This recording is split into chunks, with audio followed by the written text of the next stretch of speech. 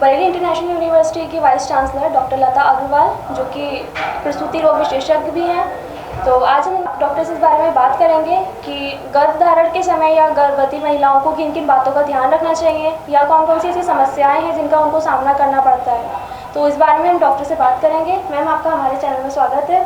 Thank you so much, आपने मुझे invite किया और इट्स अ प्लेजर कि हम इधर आके आपको थोड़ा सा कुछ बताता है। मैम, पहला क्वेश्चन मेरा आपसे ये है कि गर्भ धारण करने की सही उम्र कौन सी होती है? हाँ, गर्भ धारण करने की सही उम्र 19 साल से 30 साल के बीच में जो गर्भ धारण होता है उसमें सबसे कम प्रॉब्लम आपको होता है। उसके पहले माँ का शरीर इतना विकसित नहीं होता है कि वो बच्चे को ठीक से ग्रो करे उसके अंदर, या डिलीवरी के समय माँ को कोई प्रॉब्लम ना हो। 30 साल की उम्र के बाद आमतौर से ये देखा गया है कि गर्भ धारण करने में प्रॉब्लम होती है क्योंकि माँ की उम्र बढ़ गई होती है, और गर्भावस्था में जो बीमारियाँ, जो प्रॉब्लम्स आती हैं वो 30 साल की उम्र के बाद ज़्यादा हो जाती हैं। 30 साल की उम्र के बाद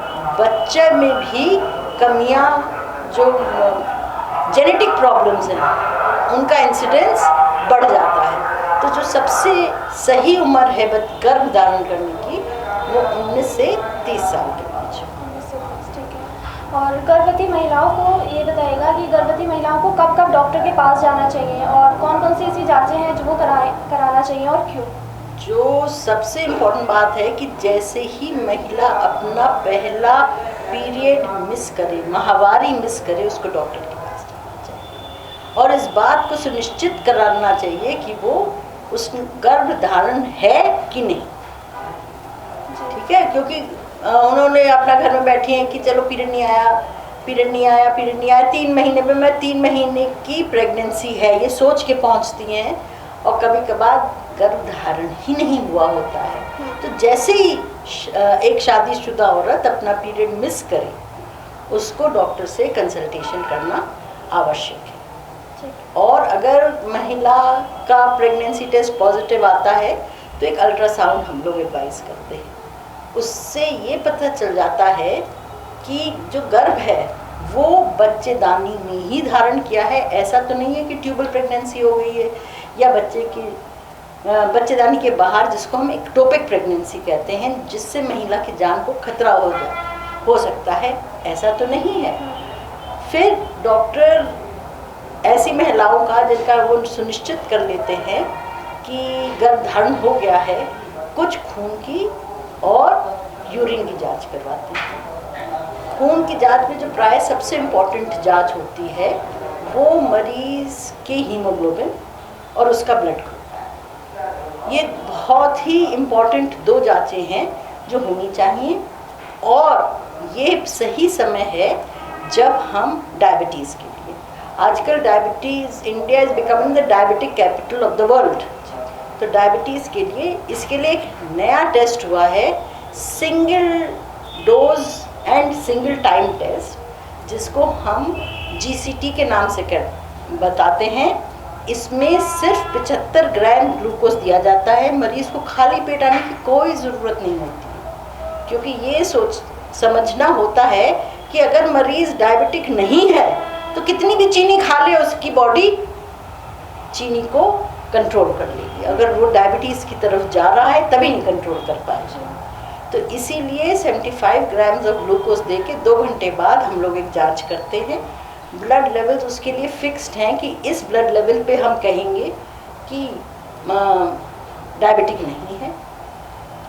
ब्लड लेवल्स अगर उसकी 140 से लेके से ऊपर हैं तो हम लोग कहते हैं कि इसको डायबिटीज़ होने की संभावना है। ठीक है, और डायबिटिक तब कहते हैं जब 180 के से ऊपर हो जाती है, तो हम उससे कहते हैं कि हाँ ये डायबिटिक हो सकती है। और इसकी अगर डायबिटिक है तो हमें उसी समय उसकी ब्लड शुगर को कंट्रोल करना ज़रूरी है, क्योंकि अगर ब्लड शुगर बढ़ी होगी तो बच्चे में विकलांगता के चांसेस ज़्यादा।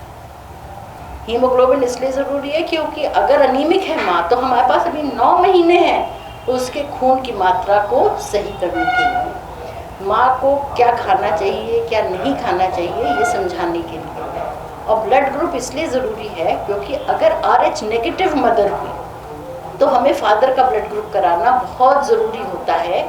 अगर फादर RH पॉजिटिव है तो हमें इस बात का ध्यान रखना पड़ेगा कि बच्चे की ग्रोथ में कोई प्रॉब्लम्स तो नहीं आ रही हैं या पानी ज़्यादा तो नहीं बन रहा है, कहीं ऐसा तो नहीं है कि बच्चा माँ के पेट में RH पॉजिटिव है।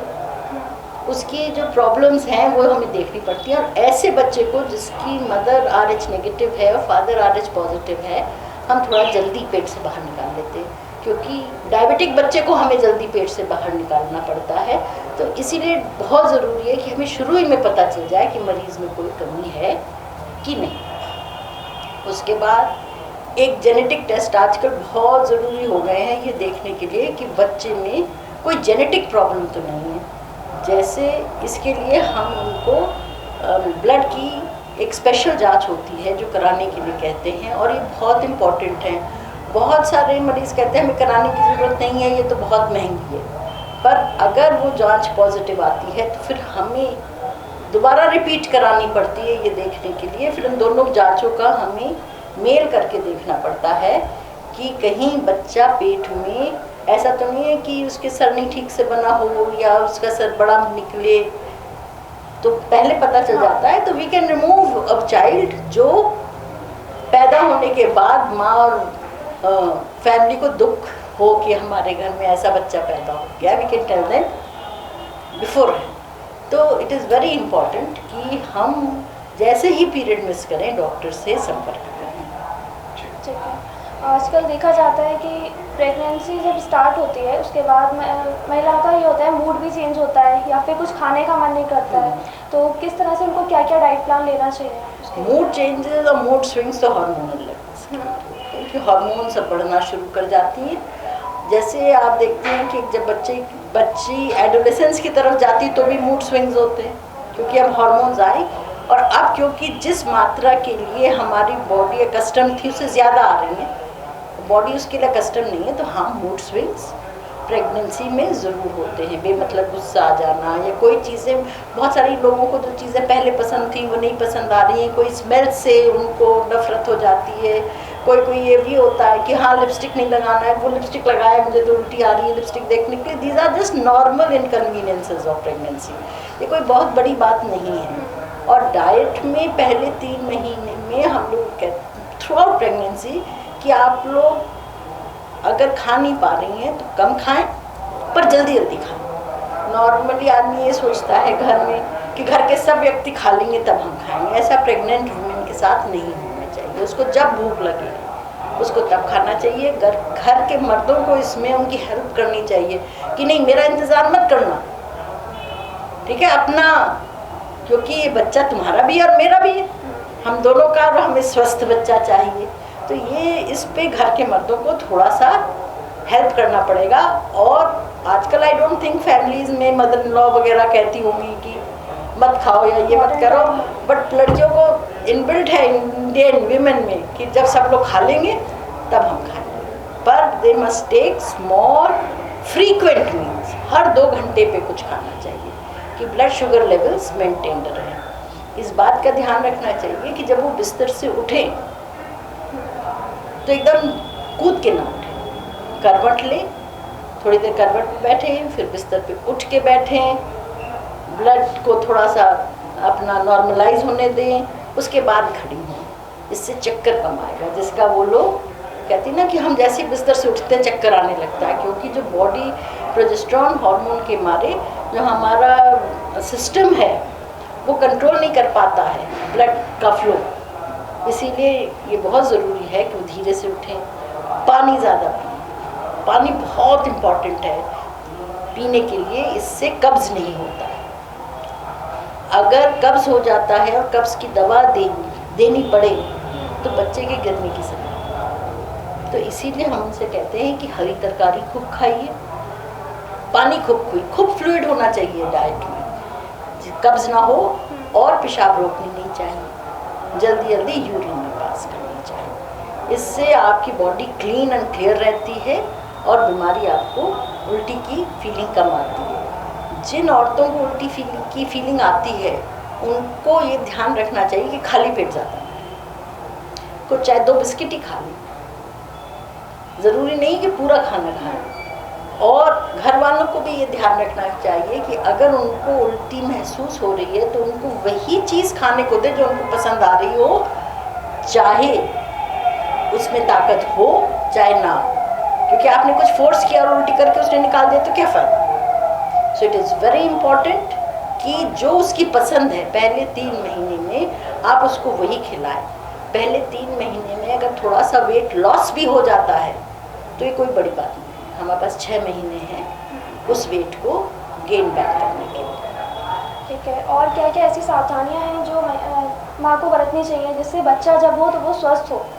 वही कि खाने पे अपने बिल्कुल ध्यान रखना चाहिए, और सिगरेट अगर पीती हूँ, आजकल you can not say that women are not smoking, अगर ड्रिंक्स लेती हूँ तो these are a big no, ये नहीं लेनी चाहिए। गर्भावस्था के दौरान ना हस्बैंड को माँ के पास बैठ के स्मोक करना चाहिए, ना माँ को स्मोक करना चाहिए। ठीक है, नंबर 1। नंबर 2, कॉफ़ी और कैफ़ीन और टी में भी कटौती करनी पड़ेगी। कॉफ़ी में कैफ़ीन होती है, वो सिगरेट स्मोकिंग की तरह प्रॉब्लम करती है। चाय 1-2 कप दिन भर में ठीक है, पर ऐसा नहीं कि हर आधे घंटे में चाय पी जाए। तो जितनी भी ये नशे की चीज़ें हैं बिल्कुल बंद, दैट इज़ वेरी इम्पोर्टेंट। ठीक है, और अब ये तो हो गई प्रेगनेंसी की बात कि प्रेगनेंसी, अब डिलीवरी के टाइम महिला को क्या क्या बातें हैं जिनको पता होना चाहिए? डिलीवरी के टाइम माँ को ये पता होना चाहिए कि जो दर्द है, जब पहली प्रेगनेंसी होती है तो डिलीवरी के टाइम ये पता होना चाहिए कि दर्द कमर से शुरू होता है और वो आगे की तरफ बढ़ता है, और वो बड़ा रेगुलर होता है। ऐसा नहीं होता कि अभी हुआ 4 दिन नहीं हुआ फिर हो जाएगा, ऐसा नहीं होता है, वो रेगुलर, और धीरे धीरे उसकी इंटेंसिटी और उसकी फ्रीक्वेंसी बढ़ना शुरू हो जाती है। तो माँ को ये ध्यान रखना चाहिए कि दर्द कैसा आ रहा है, और जब दर्द उसको ये लगे कि हाँ अब थोड़ा जल्दी जल्दी आ रहा है तो हॉस्पिटल जाना चाहिए। हॉस्पिटल पहुँचते ही, जैसे ही माँ पहुँचेगी, उसकी सारी रिपोर्ट्स देखी जाएंगी और डॉक्टर उसका एक अंदरूनी जांच करती हैं। इससे ये पता चलता है कि गर्भाशय का मुंह खुलना शुरू हो गया है कि नहीं।